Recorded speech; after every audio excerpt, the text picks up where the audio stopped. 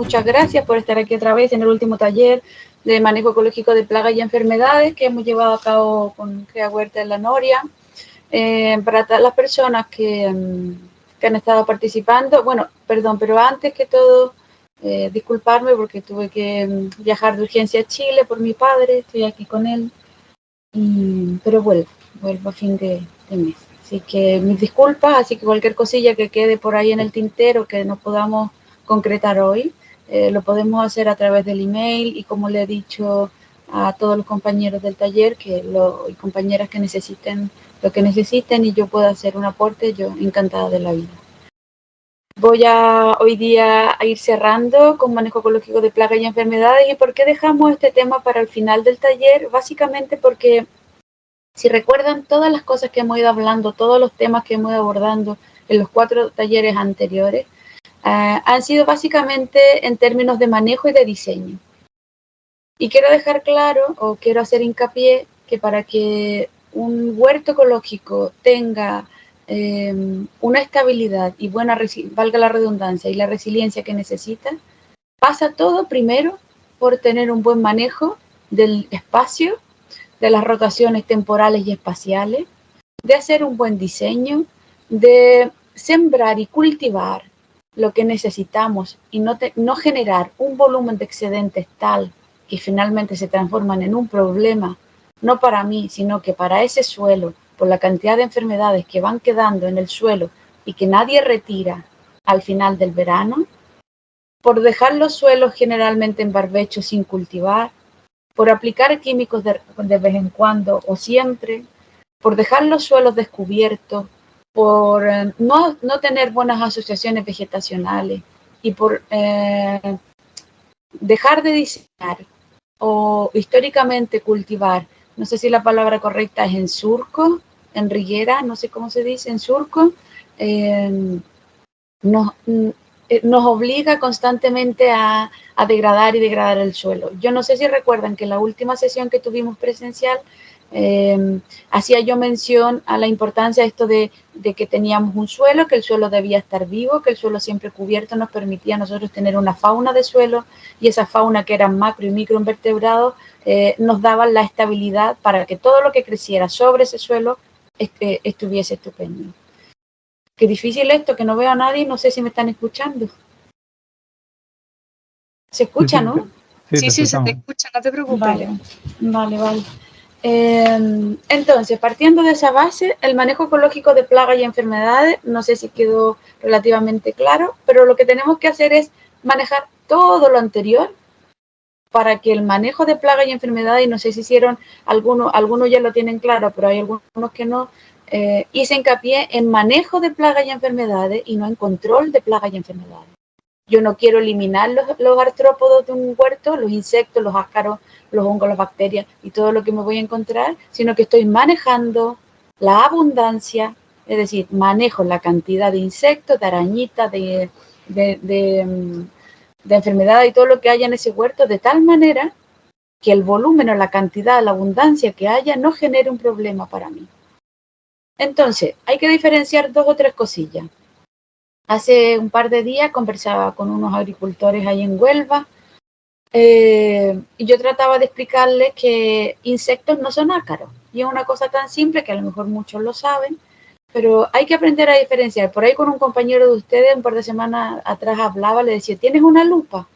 Con una lupa es súper importante. La gente que trabaja en un huerto y que vive un huerto y que disfruta del huerto, siempre se da el tiempo para mirar el huerto, para ver las plantas que hay. Si yo les pregunto, son capaces de decirme dónde estaban las hierbas el año pasado y dónde están este año. Dónde había ataque de pulgones el año pasado y dónde están atacando este año. Podrán decirme dónde había la tomatera el año pasado y este año. Pero si les pregunto dónde estaban las tomateras hace 3 años atrás, no se acuerdan.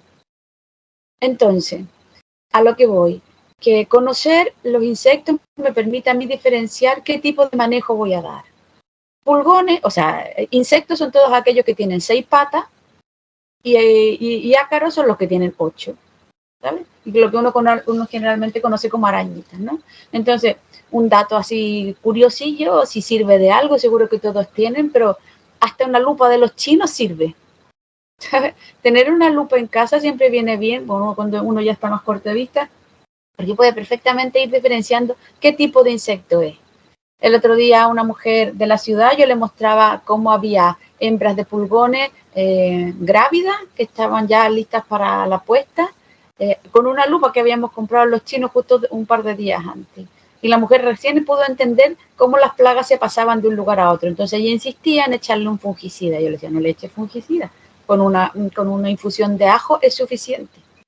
Y otro dato curioso, otro ejercicio sencillo es que básicamente las plagas, y lo dije en la segunda sesión, plagas y enfermedades es igual que los niños. Aquí el que tenga más paciencia gana, no hay de otra. Porque las plagas van a aparecer siempre, siempre, siempre cuando yo tenga un huerto de monocultivo o que tenga cultivos de la misma especie 2 o 3 ciclos seguidos, cuando yo tenga asociaciones vegetacionales que no permitan la diversidad, cuando no haya refugio para enemigos naturales, van a venir siempre las plagas. Y una cosa clave, cuando no tengo un huerto bien regado. Un huerto debe estar siempre bien regado. Se riega, el otro día hablaba con ustedes mismos, se riega o muy temprano por la mañana o muy tarde por la tarde en Andalucía en esta fecha. Un huerto que está, una planta que está literalmente un poco deshidratada, es como un punto clave donde las plagas pueden entrar. Porque la planta está concentrando toda esa energía en poder estabilizar su potencial osmótico interno y no está concentrada en su estabilidad propia, ¿no? Entonces ella dice, venga, me voy a concentrar en esto, y donde se concentra en una cosa, la atacan por otro lado. Las plantas deshidratadas o con un poquito de escasez de agua, en esta fecha en Andalucía son clave para que se las ataquen plagas y pulgones. Entonces los ácaros son los que tienen 8 y los insectos los que tienen 6, y no hay más vuelta que darle. Otra cosa son las enfermedades. ¿Vale? Las enfermedades, que es lo típico que ustedes seguramente ven en las tomateras, en el ají, en el tomate, o sea, perdón, en las berenjenas, quizá en el pimentón, que son enfermedades que son, yo veo el daño cuando ya se provocó, pero si yo les pido en la foto que ustedes están viendo, por ejemplo, de Alternaria botrytis en la diapositiva, no me pueden mostrar el bichito, como decimos comúnmente, que generó esa enfermedad. Entonces, es una enfermedad generada por bacterias, por hongo, por virus, por riqueza, por otro tipo de organismos que no vemos, y lo que sí vemos es el daño. A diferencia cuando tenemos ataque por pulgones, ataque por babosa o caracoles, lo que vemos es que las hojas están comidas, vemos que las hojas están raídas, están arañadas, vemos que se han comido un trozo de fruta, y yo veo quién se lo comió. A lo mejor no lo veo en el momento, pero sí sé de dónde viene, que puede estar debajo de las maderas, debajo del ladrillo, debe estar por ahí entre medio, debajo de las frutillas, de las fresas. Veo que en la noche o en la mañana temprano vienen a comer y se vuelven a esconder durante el día. Yo veo quién genera el daño en una plaga, y en el caso de las enfermedades no veo quién genera el daño. Y cuando no veo quién genera el daño, es más problemático que las plagas anteriormente que les estoy comentando. Porque cuando no veo el daño, y esto quiero que les quede claro, aunque no me lo crean, tan fácil, pero las plantas tienen venas por el interior igual que nosotros, que es el xilema y el floema, y que tienen unos haces vasculares, y por esos haces, que son como las venas nuestras, corre la savia de las plantas. Por esa savia corren las enfermedades, se mueven las enfermedades dentro de la planta. Por lo tanto, no sirve que yo corte una hoja, que corte un tomate, porque la enfermedad va a seguir estando dentro de la planta. Yo nunca la voy a ver el daño que genera esa planta. ¿Vale? Entonces hay que tener claro que cuando tengo una enfermedad, lo primero es todo material vegetal infectado, dañado, por ejemplo, como la foto que estamos viendo aquí de Alternaria de botrytis, se saca la hoja, se corta la hoja, se corta el tomate y se saca del huerto y se lleva a una compostera, que yo sé que voy a tener un ciclo de 9 meses mínimo, porque voy a compostar, humificar y después dar baños de milenrama, o sea, de consuelda, o en su defecto, cuando tengo mucho material vegetal, lo saco de allí y lo composto en la base de las composteras. O cuando en el peor de los casos es un poco de material y tienen fogón o cocinan leña en el campo, lo usan para encender la leña, en la cocina leña si es necesario. Pero todas estas especies que me generan daños, como los que se están viendo en las diapositivas, no van a desaparecer nunca del cultivo, no van a desaparecer de ese suelo y nos vamos a morir nosotros primero y la enfermedad va a seguir allí. De ahí viene la importancia de hacer buenas rotaciones espaciales y temporales.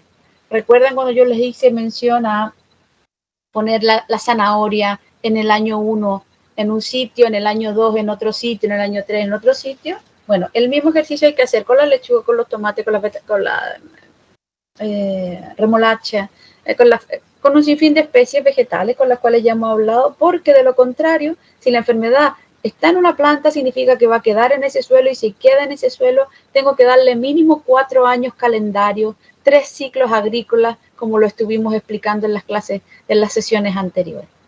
¿Vale? Un dato rosa respecto de las enfermedades de cultivo tiene que ver con que las bacterias generalmente, no siempre, generalmente las bacterias dejan un daño en la hoja o en los frutos, medio blanquecino, plomizo, seco, a diferencia de los hongos que dejan daños húmedos, oscuros, de colores más negruzcos, sobre los frutos o sobre las hojas. ¿Vale? Es un datillo. Y es básicamente ¿por qué? Porque cuando yo tengo bacterias, hay bacterias que yo puedo bajar la carga de bacterias de un cultivo, de un suelo, a partir, por ejemplo, de asperjado de ceniza del fogón. O puedo asperjar azufre. ¿sabes? Pero aunque yo quiera asperjar azufre o ceniza en un hongo, van a pasar cientos de años, no lo voy a eliminar nunca. Entonces, para que eso lo tengan, un dato como para que lo tengan presente.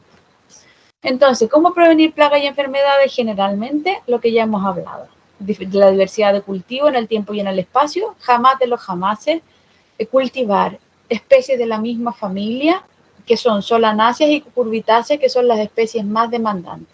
Cuando hablábamos de solanáceas, hablábamos de todas las especies de pepitas chiquititas, ¿sí? Tomate, berenjena, ají, pimentón, tabaco, papa, que son especies de la misma familia, que son las especies que más enfermedades dejan en los suelos y son las especies que más demandan nitrógeno de los suelos.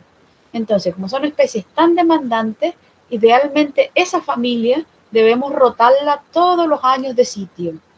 Y cuando alguien me dice, no, pero es que no tengo un espacio tan grande para cambiarla tantas veces, tienes que tener 4 sitios, nada más. Con 4 sitios sacas 4 espacios, 4 paños de cultivo, 4 zonas, 4 maceteros, 4 camas altas, 4 bancales, 4 jardineras, 4. Podrás generar una rotación espacial en el tiempo que dé 4 años calendario, 3 ciclos productivos, que es lo que yo les explicaba anteriormente. Otra cosa importante, que es la que ya saben mucho, que es mantener la vegetación permanente. Y cuando hablábamos de vegetación permanente, no es cualquier vegetación, y es lo que yo les expliqué en la sesión cuando vimos plantas multifuncionales. Las plantas multifuncionales son todas aquellas especies que van a tener, entre otras muchas funciones, un uso benéfico para el huerto. Y dentro de esos usos benéficos para el huerto, yo les explicaba con gráficos, con trabajos que hemos publicado al respecto, que en plantas con flores de colores vistosos, como son los colores naranjas, amarillos, blancos y púrpura o morado, son 4 colores de flores, que los insectos vienen a posarse allí. La gran diferencia es que pueden pasar todo el año, a diferencia nuestra, cohabitando una misma planta, un mismo corredor, insectos benéficos y insectos dañinos. La diferencia está en que los insectos benéficos comen a otros insectos. Los insectos dañinos viven allí un rato para poder sobrevivir, pero apenas pueden salir a comer hojas, se van a comer hojas. Los insectos dañinos, como llamamos, hay algo abierto por ahí. Los insectos dañinos no comen hojas, no comen otros insectos, a no ser que haya una población tan grande que tengan que competir por el nicho, que eso es más complejo, pero es difícil que ocurra eso en espacios de cultivo para huerto urbano. Entonces, poner plantas con flores y también asociar en estas asociaciones vegetacionales de plantas multifuncionales, incorporar plantas que tengan aceites, que tengan aromas fuertes, la ruda, ajenjo, éter, consuelda, romero, Mila en rama, o Aquilea, perdón, Lobularia marítima, aunque no es tan aromática, pero sí tiene ese olorcito dulcillo a miel, que es súper hospedera de microavispas. Y todas estas especies que yo he nombrado y que le he mostrado en fotos en las sesiones anteriores, son buenas para incorporarlas en el diseño del huerto. Y si tengo un huerto pequeño, bueno, vale, me idearé. Por ahí Alicia me dio un dibujito cuando yo le había pedido y yo le hice el dibujo a ella del diseño. Y es cosa de sentarse. Antes de pararse frente a una huerta, hay que hacer el diseño. Si no diseñamos, nos vamos a poner a cultivar lo que se nos ocurra en el momento que estamos parados frente al huerto. Y eso de verdad es lo que dije en la primera sesión. Gastamos tiempo, redistribuimos, o sea, distribuimos mal el huerto, cultivamos más cosas de las que vamos a consumir. Y generalmente, no sé por qué la gente tiene la gran, le gusta mucho poner muchas tomateras en verano, y al final, aunque coman mucho gazpacho, mucho salmorejo, mucho tomate, mucho todo lo que quieran, siempre les sigue sobrando. Y lo que sobra no lo deshidratan, no lo hacen salsa de tomate. Estoy hablando en términos generales, porque seguramente hay alguien que sí lo hace. ¿Vale? Entonces no hay que poner más de lo que consumo, porque le estamos, más que nada, trabajamos de más y le hacemos un tremendo daño al suelo, muy, muy grande, porque lo estamos obligando a esa fauna de suelo que yo les mostraba la semana pasada, donde les decía, los bichitos del suelo se organizan de tal manera que unos, ¿se acuerdan cuando hablábamos de esa casa? Yo decía, mira, unos barren, unos limpian, unos planchan, unos preparan la comida. Y cuando venía un terremoto, y cuando venía y nos tiraban sal y nos dejaban al descubierto sin el techo, y les contaba toda esa historia. Bueno, si nosotros tenemos encima de ese suelo una cantidad de especies que lo único que están haciendo es siendo extractivos con ese suelo, estamos generando un daño mayor del beneficio que estamos recibiendo. De manera que en el mediano y largo plazo vamos a tener que hacer más esfuerzo en mantener la fauna de ese suelo, macro y mesofauna, es decir, en términos muy sencillos, como dicen ustedes, yo digo caca, pero es como estiércol, parece, estiércol del suelo. La caca que hacen los bichos del suelo es la fauna, es la caca que hacen los bichos del suelo, es lo que las plantas comen. ¿Sabes? Los ácidos húmicos, los ácidos fúlvicos, que es lo que la planta absorbe y come, se produce a partir de la descomposición de raíces, de lo que comen y hacen las lombrices, de lo que hacen otros muchos insectos y macro y microartrópodos que hay en el suelo. Hay muchos que ni siquiera vemos, que cumplen una función clave. Nosotros tenemos trabajos publicados, si los buscan ahí en internet, como Peredo y Barrera, que siempre publicamos juntos, que hemos abordado temas. Siempre nosotros trabajamos en mesofauna de suelo, en los bichitos chiquititos del suelo, los que no se ven. Y hemos visto y le he mostrado algunos trabajos que hemos publicado, que donde hemos establecido corredores biológicos permanentes y lo que va rotando es lo que hay entre los corredores biológicos, nos ha permitido a nosotros subir niveles de nitrógeno, por ejemplo, en suelos que son deficitarios en nitrógeno en la zona central de Chile, del 2% hemos llegado a 4 hasta 6% en otros suelos. Y eso lo hemos sacado en 4 o 5 años.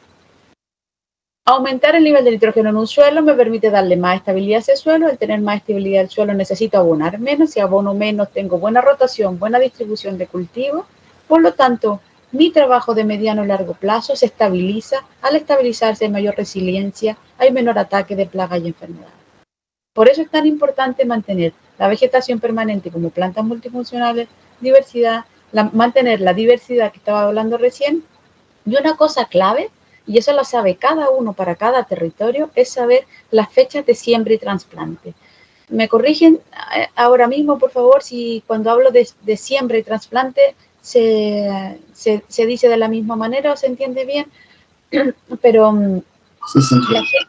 ¿se entiende bien? Venga, muchas gracias. Sí, sí, Pero vale. Porque la gente, yo suelo ver siempre que la gente quiere comer tomate en verano y se pone, y aquí se me da vuelta el ciclo agrícola otra vez, me perdonan, pero voy a hablar de temporadas agrícolas, porque si hablo de meses, para mí verano es diciembre. El verano del otro lado en julio, agosto. Entonces, si la gente quiere comer en julio, agosto, se pone a trasplantar los tomates a principios de, no sé, junio quizá, Pero para poder hacer una buena siembra y un buen trasplante hay que conocer los ciclos fenológicos de cultivo, que fue lo que vimos en la primera sesión, cuando yo les decía, ¿cuánto tarda un tomate, una tomatera, desde que la trasplanto hasta que la cosecho? Ya hablábamos de 90 a 120 días, considerando que esa planta tiene que estar en almácigo o almaciguera 30 días por lo menos, 20 días, entonces tenemos un periodo de casi 150 días en el más largo y de 120 en el más corto. Entonces, para que yo pueda empezar a comer tomates de verdad, de los de la huerta, de esos que corre el jugo, llega hasta el codo, con sabor a tomate, tengo que trasplantarlo temprano en primavera. Y para que los trasplante temprano en primavera, tengo que haber hecho el almácigo al final del invierno. ¿Se acuerdan cuando yo hice un círculo en una pizarra y lo dividí en 4 y puse las 4 estaciones del año? Y yo les decía, las 2 fechas de mayor estabilidad térmica son otoño y primavera, es decir, las 2 épocas del año donde hay mayor oscilación térmica entre el día y la noche es otoño y primavera.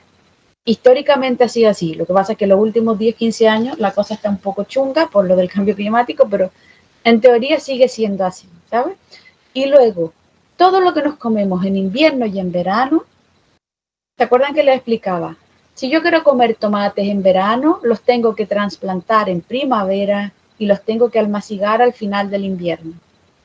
Todo lo que crece en verano, la semilla germina en el calorcito del final del invierno.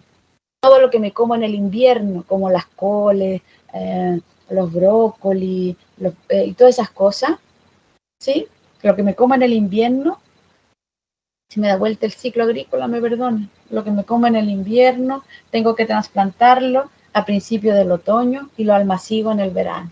A final del verano, yo hago los almácigos de coles, de coliflores, por ejemplo, los voy a trasplantar a principio de otoño, cuando la estabilidad, la condición térmica del día-noche es relativamente estable, y ya la flor de la inflorescencia de la coliflor, por ejemplo, se desarrolla con frío en pleno invierno. Y ahí me la empiezo a comer a principios del invierno. Generalmente cuando tengo fechas de trasplante o siembra tardía, la gente se le suelen subir, no sé si se dice de la misma manera, pero se suelen subir las coles y tengo unas coliflores, unas peanas así, todas abiertas, que parece un verdadero racimo, o todas las inflorescencias. Y eso es generalmente porque la inflorescencia no alcanzó su periodo de apretar esa cabeza con mucho frío, que es lo que necesita. Por eso es importante cuidar fechas de siembra y trasplante, para hacer ese ciclo como la planta lo necesita y que no volvamos a perder trabajo y peso. A lo mismo voy con las fechas de siembra y trasplante para el manejo de plagas y enfermedades. Ustedes bien saben que a principios de la primavera, cuando empieza a haber alta temperatura y alta humedad en el ambiente, empiezan a aparecer todas las plagas y todos los bichitos que andan por ahí durmiendo en el invierno.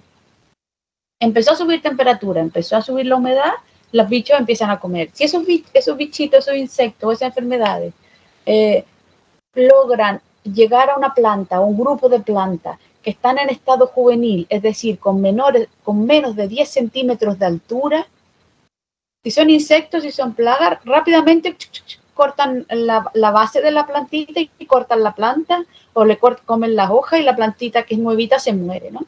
Pero si yo hago una siembra o un trasplante de acuerdo, que sabiendo que en primavera temprana van a venir plagas y enfermedades y que yo puedo perfectamente hacer ese almácigo en otoño, o sea, a final del verano temprano, y siembro temprano en otoño, puedo llegar con esa misma plantita, por ejemplo, con más de 10 centímetros, yo no sé cómo se dice, una cuarta de la mano de una mujer, que son 10, 15 centímetros, más de 15 centímetros, puedo llegar con esa plantita a inicio de primavera.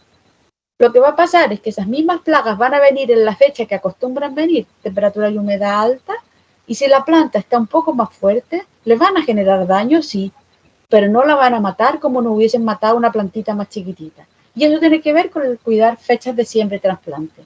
Lo mismo se hace para el invierno, lo mismo se hace para el verano. ¿Vale? ¿Me van siguiendo? ¿Hay algo que tenga que...? No veo a nadie, no escucho a nadie. Sí, perfectamente. Sí, te escuchamos muy bien. Vale. Y luego, venga, estupendo. Y luego de eso, establecer el plan de fertilización adecuado para ese suelo. Y cuando hablamos de fertilización adecuada, hacíamos mención a que si yo tengo una rotación espacial y temporal de cultivo, donde tengo, ¿se acuerdan cuando hicimos un dibujo en la pizarra y yo les decía, estas plantas comen mucho, estas plantas comen menos? Entonces yo decía, donde hubo una que le quitó mucho a un suelo, en ese mismo espacio, en el ciclo siguiente, tengo que poner una que no le quite tanto. Y en el ciclo siguiente, si puse, por ejemplo, una tomatera en un sitio, después al siguiente ciclo pongo una lechuga. Y el tercer ciclo pongo una zanahoria. La tomatera me da frutos que crecen para arriba. La lechuga es neutra, hoja, en general las hojas no generan problemas y va a crecer en un suelo donde no le va a quitar tanto el suelo después de todo lo que le quitó el tomate. Y después de la lechuga puedo poner una zanahoria, que es una raíz que crece para abajo. Tengo tres sistemas, o sea, tengo tres especies distintas que tienen hábitos de crecimiento distintos y que tienen demandas nutricionales distintas. Por lo tanto, el plan de fertilidad que tengo que establecer para el suelo, lo que expliqué en la sesión anterior, tiene que ver que yo tengo que fertilizar los suelos en función de que ese suelo tiene que estar vivo, no de que tenga un tomate más grande. El tomate más grande va a ser, la sandía más grande va a ser porque yo tengo una buena, todos los puntos anteriores que ya he dicho, y más porque tengo una buena vida y fauna de suelo. Para tener una buena fertilización en la agricultura ecológica, aquí en el sur del, aquí en Sudamérica usamos mucho el bocachi. Allí se debe usar no tanto, pero nosotros lo usamos mucho porque tenemos climas muy fríos, donde tenemos que ingeniarnos para poder tener buenas fertilizaciones. Si no tienen cómo tener buen compost, buen humus, hay que echarle mano a otras cosas. De paso aviso, o sea, de paso dejo un datillo que yo les dije ayer a las chicas que tengo 4 manuales de manejo de plagas y enfermedades y de fertilización, que no son míos, que nosotros estamos haciendo otros, pero que no son míos, pero que se usan mucho. Entonces ahí tienen millones de datos para ver de cómo fertilizar esta cosa, de cómo hacer un bocachi, cómo hacer un té de compost, que es lo que yo le explicaba el otro día, manejo de plagas, manejo de enfermedades, salen así explicados paso a paso. Así que se los voy a dejar para que luego el que tenga duda ojee por ahí, que les va a venir de maravilla echarle una mano. Y ojo que el manejo de plagas y enfermedades, lo dije al principio de esta sesión, tiene que ser siempre pensando en que yo busco la estabilidad del huerto y que estoy manejando plagas y enfermedades, no estoy controlando. Y si tengo más paciencia que las plagas y las enfermedades, voy a ganar siempre. No hay de otro. Entonces, en suelos donde puedo producir compost y humus, voy a aplicar compost en otoño, porque en otoño las plantas que crecen en el invierno son plantas generalmente menos demandantes de nitrógeno, o en su defecto son procesos donde el nitrógeno del que viene se va a liberar del compost es más lento porque la temperatura del suelo, la temperatura del aire es más lenta y la nitrificación del nitrógeno es un proceso más lento. De otra manera, cuando yo voy a fertilizar en primavera, fertilizo, valga la redundancia, con humus, porque el humus ya ha pasado por el intestino de la lombriz, por el intestino del milpiés, por el intestino de muchos bichitos del suelo, y han hecho esa estiércol o caca, ya ha pasado por allí, ya tenemos el ácido fúlvico y el ácido húmico disponible de inmediato, por lo tanto, la planta que se trasplante en primavera va a tener de manera inmediata la absorción inmediata de esos ácidos fúlvicos y húmicos, que es lo que activan la nitrificación del suelo y por ende la turgencia y el potencial osmótico de la planta. ¿Vale? Alguien me hablaba, y lo expliqué en la sesión anterior, cuando me hablaban de cuánta cantidad. Mira, yo producía toneladas y toneladas, como le he mostrado en foto, y sigo produciendo mucho por aquí, pero yo puedo hacerlo. El que no puede, que no tiene guanos animales, que no puede, bueno, lo tendrá que hacer como le mostré en la foto con restos orgánicos de cocina, ¿vale? Que si se pudiesen conseguir un poquito de guanos de gallina de algún vecino, aunque sea 1 o 2 kilos, no importa, aunque sea un poquito, viene de maravilla. Pero si no tienen cómo hacerlo a partir de guanos animales, se hará a partir de desechos orgánicos de cocina, que es, como dicen ustedes siempre, un coñazo, porque es súper engorroso, súper lento, hay que estar súper encima, porque genera muchos mosquitos, porque genera mal olor, muchos lixiviados, que de paso los lixiviados también sirven un montón, ¿sabe? Entonces, el que pueda hacer compost con guano, estupendo, y el que no, habrá que apañarse con lo que hay, con guanos con compost de origen vegetal. Cantidades. generalmente nosotros, si hablo por hectárea, estoy hablando que yo puedo fertilizar 4 toneladas por hectárea de compost en otoño y 4 o 5 toneladas por hectárea de humus en primavera. Estoy hablando de hectareaje, ¿vale? Eso se puede llevar a espacios más reducidos, chiquititos. Entonces, si alguien me dice en espacios chiquititos, no sé cómo se dice, una tineta, un balde de 20 litros, de esos que vienen en la pintura de pared de las casas, esos baldes como grandes, esos cubos, eso de 20 litros me alcanza perfectamente para hacer un té de compost, son 20 kilos de guano de humus, puedo perfectamente hacer un té de compost, un té de humus, a partir de esos 20 kilos puedo sacar hasta 120 litros. Y con esos 120 litros puedo asperjar durante la primavera todos los cultivos. ¿Sabes? Alguien, si no tiene un espacio muy grande, lo hará con una bomba de espalda, no sé si se entiende, tiene, como ustedes dicen, estos flis, algo así, pues son de mano, chiquititos, ¿sabes? Pero perfectamente da. Ojo que, por ejemplo, cuando yo tengo cultivo de cebolla en primavera, cuando tengo o están entrando los pulgones a la frutilla, a la fresa, o cuando le está entrando roya al ajo, cuando vienen entrando enfermedades o insectos a los cultivos, tener un té de compost bien hecho, un fermentado de té de compost, es una maravilla. Es una maravilla aplicarlo a las plantas. En los libritos vienen explicados, dejo el dato dejo de paso que yo voy a tener mis contactos por ahí disponibles a través de las chicas, así que lo que necesiten o que no se entienda, me lo van diciendo. Aquí hay un cultivo asociado de hojas de coles con amaranto, y a la derecha tenemos una diversidad de plantitas, pero lo que quería mostrar con el ejercicio es que es la asociación de cultivos. Yo tengo fotos mucho más bonitas que esta, pero bueno, era lo que tenía disponible aquí en el minuto para armar las diapos. Pero yo les he mostrado fotos de cultivos con plantas con flores, mucha cantidad de plantas con flores que hay en las diapositivas anteriores que les he mandado, y tiene que ver que esa diversidad la dan las plantas. Los cultivos asociados y cultivos intercalados va a ser la clave para un buen manejo de cultivo. Aquí tenemos hojas con liacia, con cebollino, y vuelvo a lo mismo, cultivo asociado. Cuando alguien me dice, ¿cuál es la diferencia entre cultivo asociado y cultivo intercalado? Tiene que ver con el ciclo fenológico de la especie. Cultivo asociado son especies que tienen ciclos fenológicos similares, y cultivos intercalados cuando tengo un cultivo, cuando yo le explicaba y les mostraba las fotos cuando poníamos tomate con lechuga. Teníamos los tomates y teníamos las lechugas, plantábamos en el mismo periodo, y luego la lechuga en 90 días, en 65, 70 días en verano la teníamos lista, sacábamos la lechuga, el tomate estaba después de 25 centímetros y dejábamos solito el tomate para que terminara su ciclo completo. Cuando el tomate terminaba su ciclo completo, donde había tomatera, donde hubo lechuga, nosotros poníamos una raíz. Y así íbamos poniendo cultivos. Siempre el suelo estaba cubierto y nunca estaba descubierto. Dentro de las rotaciones de cultivo que siempre hemos hablado, las 3 grandes rotaciones estaban siempre dadas por raíces, hojas y bulbos. Esa es como la clave, ¿sí?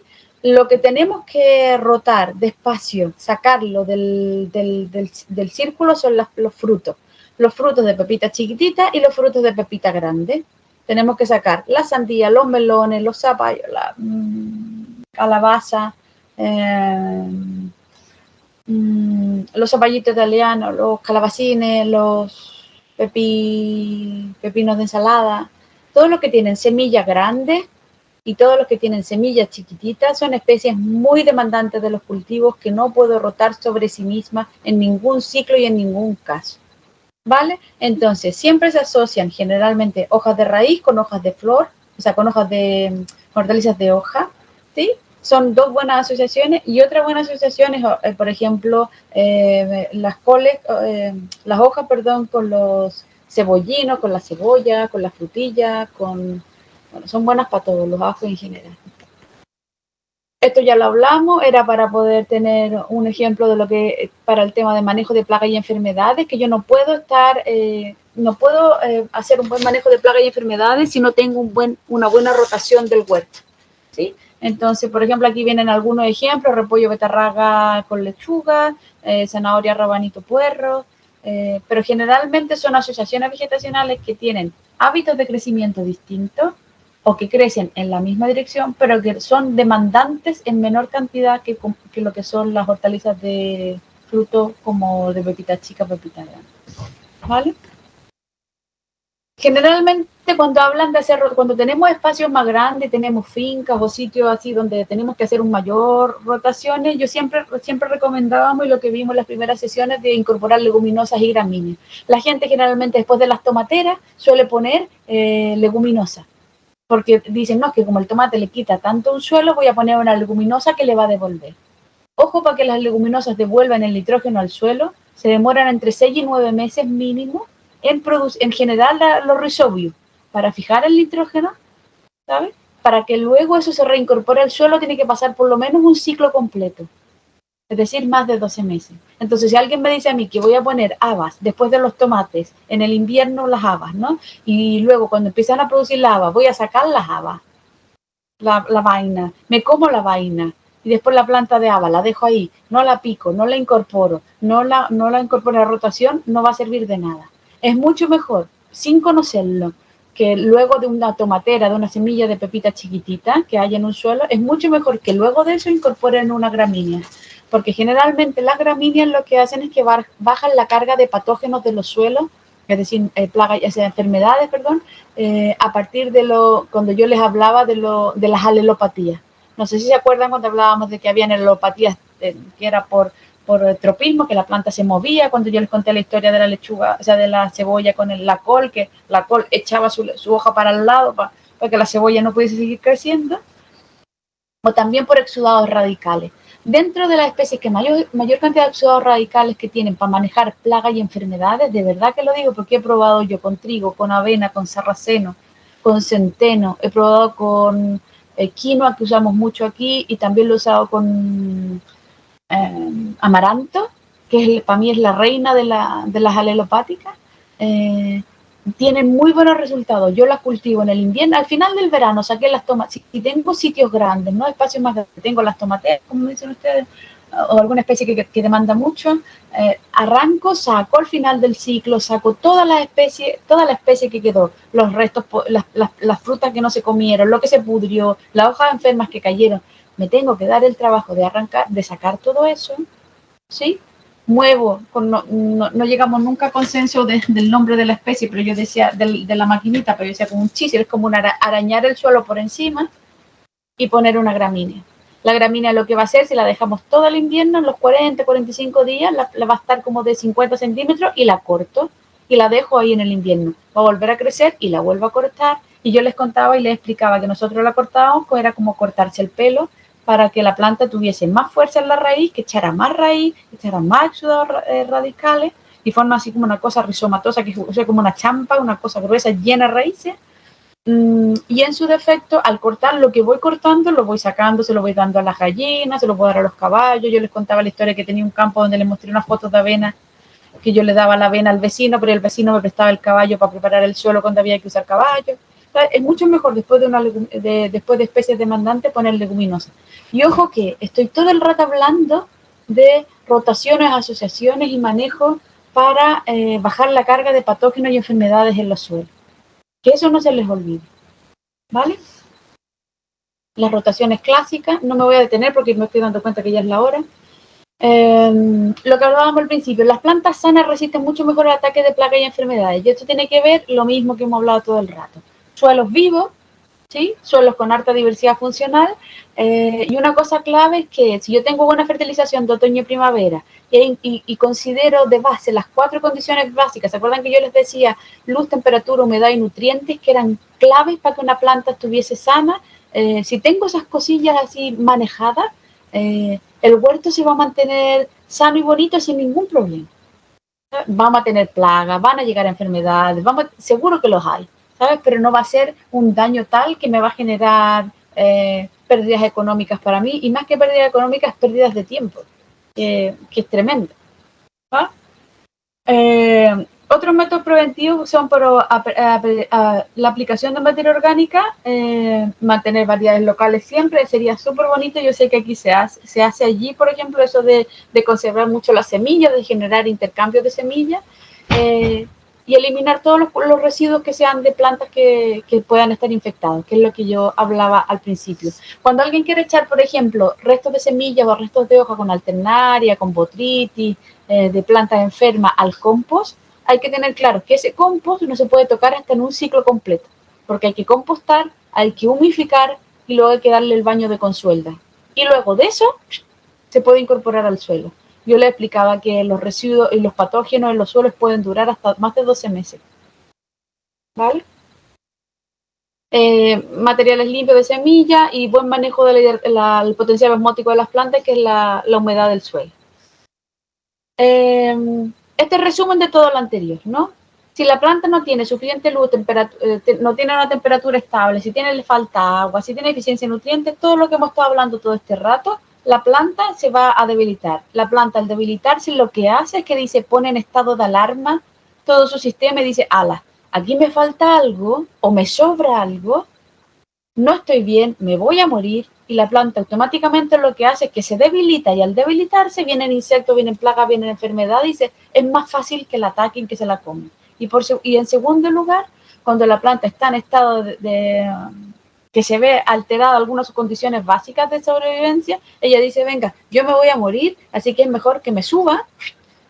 Se suben, se abren las peanas, la planta empieza a dar flores antes de lo que corresponde y empieza a dar semillas, porque dice, si yo me voy a morir, tengo que dejar descendencia. Y se suben y tiran semillas y tiran semillas. Entonces, si se nos subieron las plantas, las perdimos porque ya no las comemos, porque ya tienen una cantidad de lo que comúnmente la gente conoce como esa lechecita que le sale a las hojas, o cuando quebran los tallos. Eso hace que la planta se ponga amarga, pierda palatabilidad. ¿Sí? Para conservar y promover enemigos naturales, lo que ya dijimos, incorporar plantas con flores y plantas con olores. No me voy a detener porque son las 12 ya. Y esto es clave. Muchas veces hay que darse el tiempo y yo siempre digo, es bueno tener una lupita, porque como a todos los que estaban en el taller todos estos meses me di cuenta que les encantaba estar huerteando, y el huerto es casi, si bien es para autoconsumo, también es para regalárselo a los demás, como decía un señor en el taller, siempre no, para regalárselo a los amigos. Un señor dijo clave ahí, que no me aprendí su nombre, porque él dijo, uno tiene mucho, produce mucho para impresionar. Y eso es súper típico en el campo, que la gente produce más de lo que puede producir porque quiere regalarle al vecino, para que vengan a ver tu huerto y te digan que está bonito. Para que todo eso se dé, hay que tener claro que el ciclo de la plaga tengo que conocerlo completo. Y hoy día la tecnología está tan avanzada que ustedes pueden decir, si hay un bicho que no conocen, hay grupos donde uno puede buscar el bichito, se pone... por ejemplo, si el bichito, encontré una polilla y la polilla la encontré en la tomatera, digo polilla en el tomate, en el WhatsApp, en el grupo en el internet que tengo en el teléfono, y te van a salir 200.000, 500 polillas del tomatera. Y buscas la que más se parece a la que tú dices y la vas pinchando y vas a encontrarle el ciclo. Cuando conozcas el ciclo vas a poder identificar todos los ataques de la especie. Al encontrar todos los ataques, por ejemplo, los huevos los pones cuando los insectos ponen los huevos cuando yo no los veo.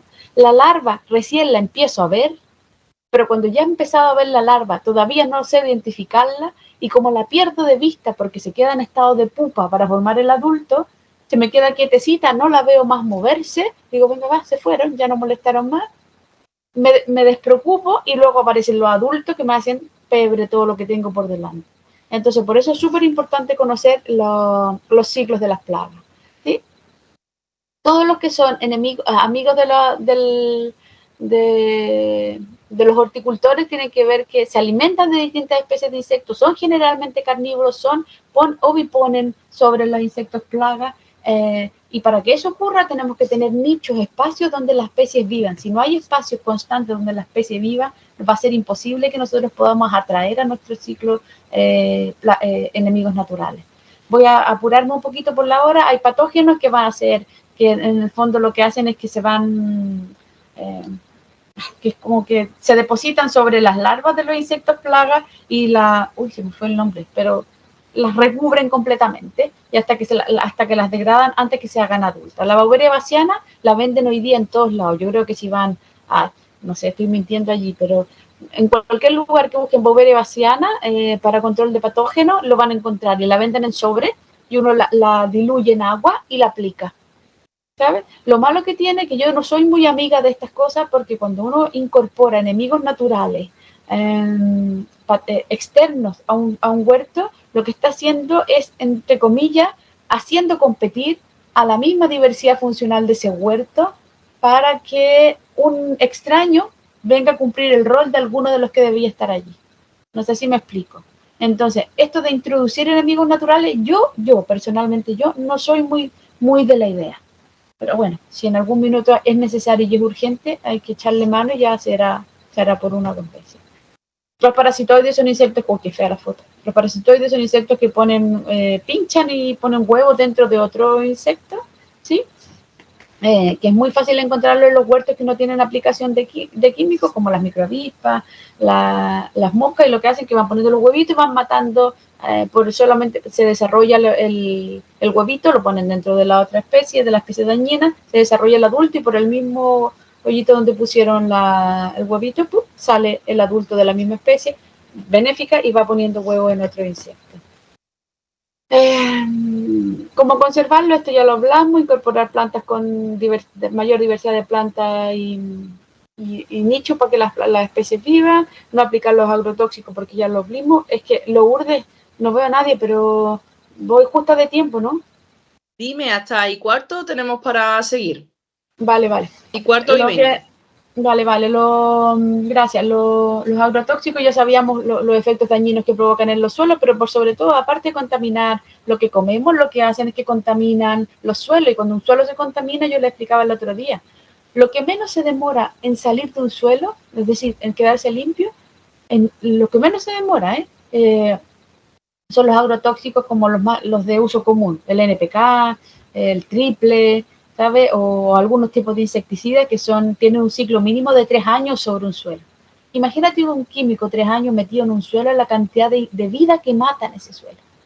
Y claro, yo lo apliqué hoy día, no lo vi más, a lo más sentí el mal olor del producto químico, pero no lo vi más. Pero el daño que estoy generando en ese suelo se va a seguir produciendo por 3 años continuos. Y para que ese suelo se vuelva a recuperar del daño que yo generé por el solo hecho de haber aplicado 1 o 2 veces, me voy a tardar por lo menos 10, 12, 15 años. Es una eternidad. Entonces, por eso yo siempre digo, es más grande el daño que uno hace produciendo de más, aplicando de más, que ir haciendo un buen diseño y una buena planificación de cultivo. Dentro del control ecológico, lo que deben conocer, seguro que en Crea Huertas lo han visto mucho, son los cebos y las trampas. Yo soy súper amiga de los cebos y las trampas, aunque es más trabajo, aunque uno tiene que estar más pendiente, pero hay una cosa clave. Todas estas cosas hay que ponerlas siempre temprano, en primavera, o sea, temprano en la mañana, y retirarlas, o ponerlas temprano en la mañana o ponerlas temprano en la tarde. A ver, me enredé. Se ponen al final de la tarde, y se retiran temprano en la mañana. Ahí sí. Porque todos los insectos, por ejemplo, como las tijeretas, las chapes, los caracoles, las babosas, los chanchitos de tierra, que no sé cómo le dicen aquí, cochinilla parece, le dicen allí, todos esos insectos que comen de noche hoja y fruta y plantas nuevas, hacen su vida, son noctuídeos, hacen su vida de noche. Por lo tanto, lo que yo hago es que pongo los cebos al final de la tarde, cuando está empezando a oscurecer, dejo los cebos bien distribuidos y distantes dentro del huerto, y al final pasan toda la noche, y al principio de la mañana siguiente voy a recogerlo. Me voy a encontrar los cebos, a veces llenos de insectos plagas, a veces con poquito, a veces con más, a veces con menos, pero todos los insectos plagas que sean capaces de llegar a un cebo van a ser insectos que van a estar atacando menos plantas de las mías. Y así el ejercicio es continuo. Generalmente aquí se usa mucho la cerveza para atraer, por ejemplo, el azúcar, la levadura de la cerveza atrae mucho a las tijeretas, las babosas, los caracoles. O lo otro que hacemos nosotros, que no sé si allí, seguro que lo hay también, es, por ejemplo, en un vaso con agua tibia se prepara levadura, la levadura que se hace para el pan, la que hacen en el campo, y se prepara con un poquito de azúcar, se sube esa levadura, y cuando ya se vaya a subir uno la pone entre medio de las plantitas. El azúcar de la levadura hace que vengan a ella un montón de insectos plagas, ¿sí? Esto es lo famoso, la recolección que se hace al final de la mañana. Una cosa clave, por ejemplo, nosotros siempre había lugares aquí yo estoy en un bosque templado húmedo, que hay mucha humedad, y por ejemplo aquí las babosas, las sanguijuelas y todas esas cosas andan a la orden del día. Y lo que nosotros solemos hacer mucho aquí es poner muchas tablas, mucha madera donde ellas puedan pasar la noche. Entonces al final ponemos como refugio entre medio de los cultivos, Y al principio de la mañana, cuando ya han trabajado toda la noche, han comido todo lo que han querido, en la mañana cuando despiertan, cuando uno despierta, va al huerto, da vuelta a esas tablas y está lleno de babosas, de caracoles o sanguijuelas, incluso a veces durmiendo. Y cuando uno las toma de ahí, las raspa con palitas y las va tirando para donde uno corresponde, uno crea que es lo mejor destinar. ¿Vale? Básicamente cosas mecánicas como esas. Otra cosa que se puede hacer, pero yo no soy muy partidaria, que aquí se usan, la gente pone entre los caminos o entre la hilera o sobre la hilera cuando hay mucho ataque de caracoles, aquí la gente pone sal, que es un sacrilegio, porque digo, es ver cómo alguien se retuerce deshidratado. Y lo que nosotros hacemos es que con la ceniza de la estufa, de la cocina leña, de la chimenea, la ceniza la horneamos y esa misma ceniza la vamos esparciendo por los caminos, de manera que cuando la babosa del caracol quiera avanzar, se vaya quedando ahí como empolvado, se queda ahí atrapado. Entonces, en vez de avanzar con la rapidez común de él, avanza harto menos y algunos no llegan a avanzar y se quedan ahí a medio camino. Y uno al otro día en la mañana los va recogiendo y los va retirando del huerto. Y son cosas sencillas que uno puede hacer en su propia casa y no tiene que salir a comprar ni aplicar ningún químico de síntesis.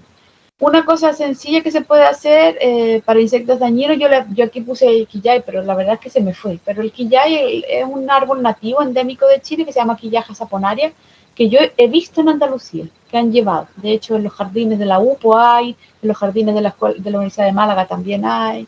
Pero se puede usar, por ejemplo, el árbol del nim, que allí hay mucho, que he visto en las plazas y en todos lados, que cumple la misma función, porque la corteza del árbol del nim o la corteza del quillay tiene los mismos compuestos químicos tóxicos alelopáticos, repelentes, perdón, y las semillas son similares, ¿sabes? Son como unas bolitas así que crecen y también se pueden machacar las semillas o las hojas y se pueden aplicar para control de plagas y enfermedades. Ojo que cuando partimos esta sesión y que estoy terminando con esto, yo les decía que los insectos se manejan de manera distinta de las enfermedades.